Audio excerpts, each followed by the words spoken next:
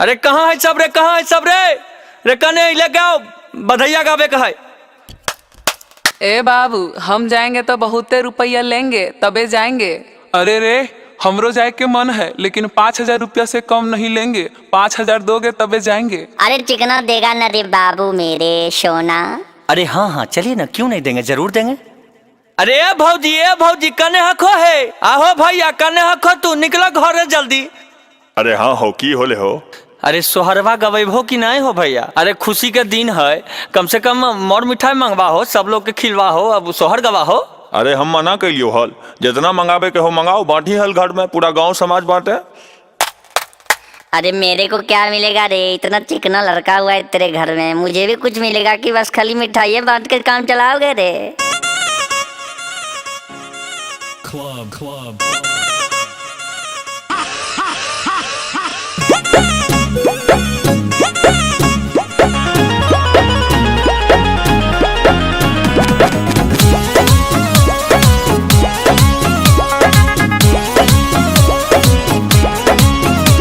हजार 2,000 तबे कार लूंगी मैं, और सोना चांदी गलवा के हार लूंगी मैं। हजार 2,000 तबे कार लूंगी मैं, और सोना चांदी गलवा के हार लूंगी मैं। गाँव रे सोहर खुशी अंगनावा भेला, गाँव रे सोहर खुशी अंगनावा भेला। हमर भौजी के दू गो ललनवा भेला, हमर भौजी के जोड़े ललनवा भेला। हमरा बुझात बबुआ जीएम होई है, ओह से ऊपर डीएम होई है हो। नाना हिंद के सितारा बबुआ सीएम होई है, ओह से ऊपर पीएम होई है हो।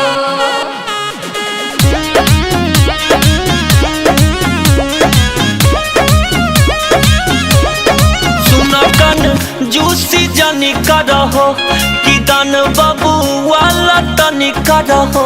ए भौजी अरे दो ना, कुछ माल पानी निकाल के दो। सुनो न धन खूबे लुटाना पड़ेगा, नहीं दोगे तो क्या ये जमाना कहेगा। नाचो सभे पूरा सपनावा भेलै, आय हाय नाचो सभे पूरा सपनावा भेलै।